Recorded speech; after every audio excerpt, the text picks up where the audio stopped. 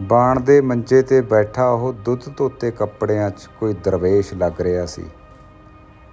ਮੈਂ ਹੱਥ ਜੋੜ ਕੇ ਸਤਿ ਸ੍ਰੀ ਅਕਾਲ ਬੁਲਾਈ, ਬੜੀ ਨਿਮਰਤਾ ਨਾਲ ਪ੍ਰਵਾਨ ਕੀਤੀ। ਪਤਾ ਨਹੀਂ ਕਿੰਨੀਆਂ ਅਸੀਸਾਂ ਦਿੱਤੀਆਂ। ਇਸ਼ਾਰਾ ਕੀਤਾ ਕੋਲ ਪਈ ਕੁਰਸੀ ਵੱਲ। ਉਮਰ 90 ਨੂੰ ਪਾਰ ਕਰ ਚੁੱਕੀ ਹੋਣ ਕਰਕੇ ਆਵਾਜ਼ ਕੰਬਦੀ ਜਿਹੀ ਸੀ। ਬਹਿ ਜਾ ਬੀਬੀ ਪੁੱਤਰ, ਸੁਣਿਆ ਲਿਖ ਲੈਂਦੀ ਏ। ਮੈਂ ਕਿਹਾ ਹਾਂਜੀ ਬਾਪੂ ਜੀ। ਕੀ ਲਿਖਦੀ ਏ? ਥੋੜ੍ਹੇ ਠਰਮੇ ਨਾਲ ਪੁੱਛਿਆ।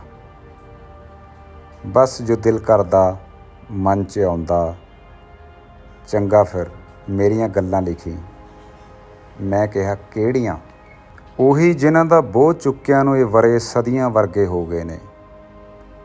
ਦਿਨ ਤੇ ਰਾਤਾਂ ਇੱਕੋ ਜਿਹੇ ਦਿਸਦੇ ਰਹੇ, ਸ਼ਾਹ ਕਾਲੇ। ਜਦੋਂ ਸਾਰੀ ਉਮਰਾਂ ਹੀ ਕੁੱਤਿਆਂ ਦੇ ਰੋਣ ਦੀਆਂ ਆਵਾਜ਼ਾਂ ਸਾਡੇ ਕਾਲ ਦਾ ਸੁਨੇਹਾ ਦਿੰਦੀਆਂ ਰਹੀਆਂ। ਮੈਂ ਉਹ ਇਤਿਹਾਸ ਸੰਭਾਲੀ ਬੈਠਾ। ਪਰ ਹੁਣ ਉਮਰ ਨਹੀਂ ਰਹੀ ਕਿ ਦਿਲ 'ਤੇ ਇੰਨੇ ਬੋਝ ਸਹਿ ਕੇ ਤੁਰਿਆ ਜਾਵੇ।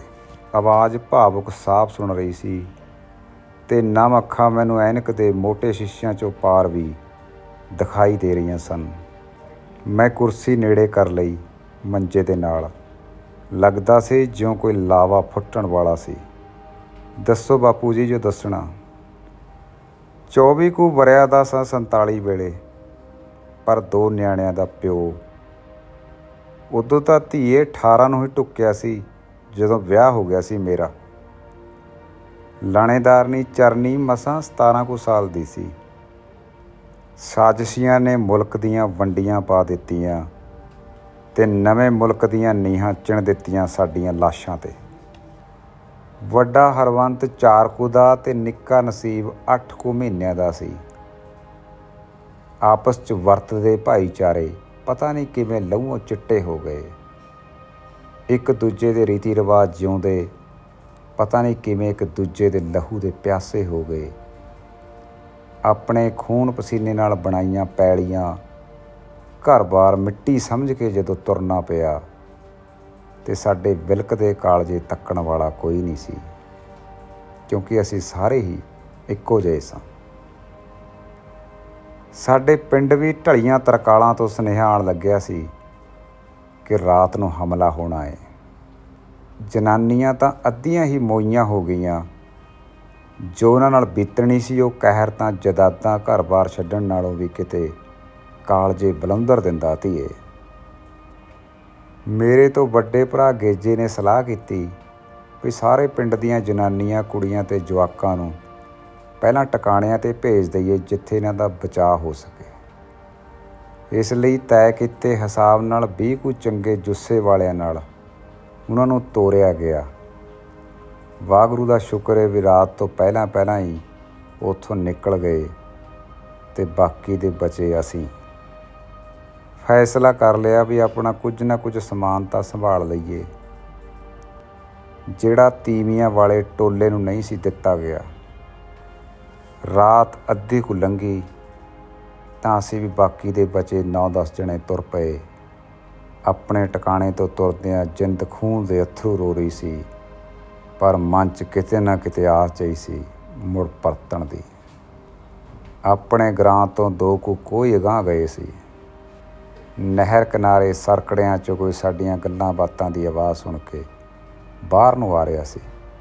ਸ਼ਾਇਦ ਸਾਡੀ ਆਵਾਜ਼ ਸੁਣ ਕੇ ਉਹਨੇ ਪਛਾਣ ਲਿਆ ਸੀ। ਉਹ ਦੇਸਾ ਸੀ ਨਾਲ ਦੇ ਪਿੰਡੋਂ। ਚਾਨਣੀ ਨਾਲ ਭਰੀ ਰਾਤ 'ਚ ਉਹਦਾ ਮੂੰਹ ਸਾਫ਼ ਦਿਸ ਰਿਹਾ ਸੀ।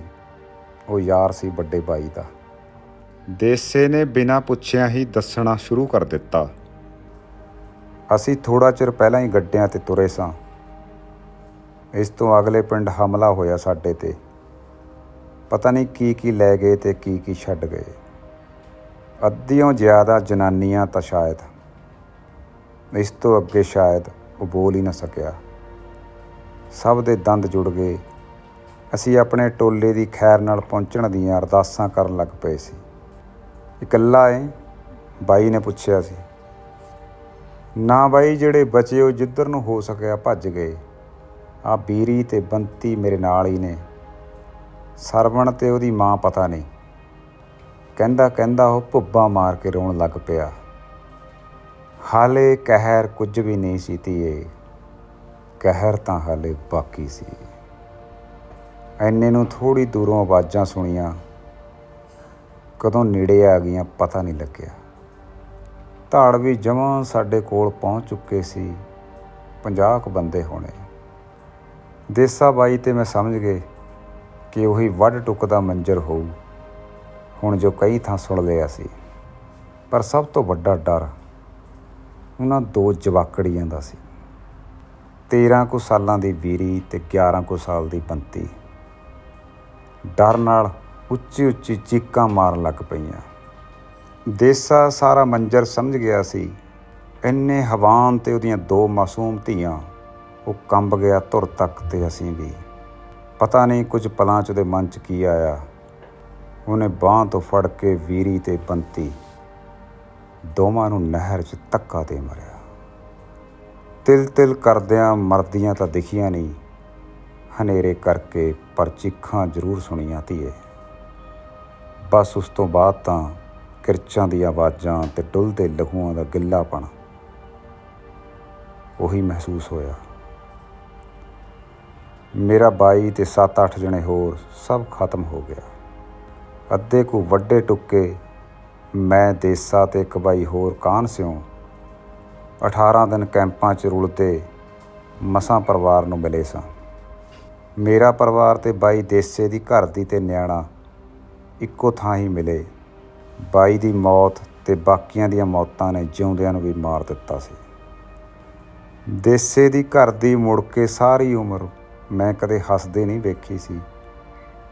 ਸਾਨੂੰ ਨੇੜੇ ਨੇੜੇ ਪਿੰਡ ਹੀ ਜ਼ਮੀਨਾਂ ਅਲਾਟ ਹੋਈਆਂ ਸੀ। ਮੁਰੱਬਿਆਂ ਦੇ ਮਾਲਕ ਕਨਾਲਾਂ ਜੋਗੇ ਰਹਿ ਗਏ ਸੀ। ਦੇਸਾ ਹੁਣ ਮੁੱਕ ਗਿਆ ਏ, 15 ਵਰ੍ਹੇ ਹੋ ਗਏ ਨੇ। ਕਹਿੰਦਾ ਰਹਿੰਦਾ ਸੀ, ਸਰਪੰਚਾ ਵੀਰੀ ਤੇ ਬੰਤੀ ਮੈਨੂੰ ਭੁੱਲਦੀਆਂ ਨਹੀਂ। ਮੈਨੂੰ ਨੀਂਦ ਨਹੀਂ ਮੁੜ ਕਿਸੇ ਰਾਤ। ਉਹਨਾਂ ਦੀ ਮਾਂ ਕੁਝ ਕਹਿੰਦੀ ਨਹੀਂ, ਪਰ ਨਾਲ ਹੀ ਮੁੱਕ ਗਈ ਜਿਵੇਂ। ਮੈਂ ਵੀ ਮੁੜ ਕੇ ਚੱਜ ਨਾਲ ਜਿਉਂ ਹੀ ਨਹੀਂ ਸਕਿਆ ਕਦੀ। ਉਹਨਾਂ ਦੇ ਨਾਲ ਹੀ ਮੁੱਕ ਗਿਆ। ਪਰ ਦੁਰਗਤੀ ਨਹੀਂ ਹੋਈ ਮੇਰੀ ਧੀਆਂ ਦੀ। ਇਹ ਸਬਰ ਏ ਮੈਨੂੰ।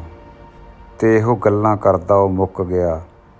ਤੇ ਹੋਰ ਪਤਾ ਨਹੀਂ ਸੀ ਆਜ਼ਾਦੀ ਦੇ ਨਾਂ 'ਤੇ ਹੋਏ ਬਟਵਾਰੇ ਦੀ ਕੀਮਤ ਕਿੰਨੀਆਂ ਕੁ ਵੀਰੀਆਂ ਤੇ ਬੰਤੀਆਂ ਨੇ ਚੁਕਾਈ ਹੋਣੀ ਹੈ। ਉਹ ਚੁੱਪ ਸੀ, ਪਰ ਅੱਖਾਂ ਹੰਝੂਆਂ ਨਾਲ ਭਰੀਆਂ ਹੋਈਆਂ ਸਨ। ਸੌਂ ਤਾਂ ਮੈਂ ਵੀ ਨਾ ਸਕਿਆ ਕਦੇ ਧੀ ਰਾਣੀਏ। ਫਿਰ ਥੋੜ੍ਹਾ ਸਮਾਂ ਚੁੱਪ ਰਹਿਣ ਤੋਂ ਬਾਅਦ ਪੁੱਛਿਆ, ਕੀ ਲਿਖੇਂਗੀ ਇਹਦੇ 'ਤੇ? ਲਿਖਾਂਗੀ ਬਾਪੂ ਜੀ ਕਿ 147 ਕਰਕੇ ਖੌਰੇ ਕਿੰਨਿਆਂ ਕੁ ਨੇ 84 ਲੱਖ ਜੂਨਾਂ ਦੀ ਪੀੜ ਇੱਕ ਹੀ ਜੂਨ 'ਚ ਹੰਢਾ ਲਈ। ਮੈਂ ਕੰਬਦੀ ਆਵਾਜ਼ ਨਾਲ ਬਸ ਇੰਨਾ ਹੀ ਕਹਿ ਸਕਿਆ।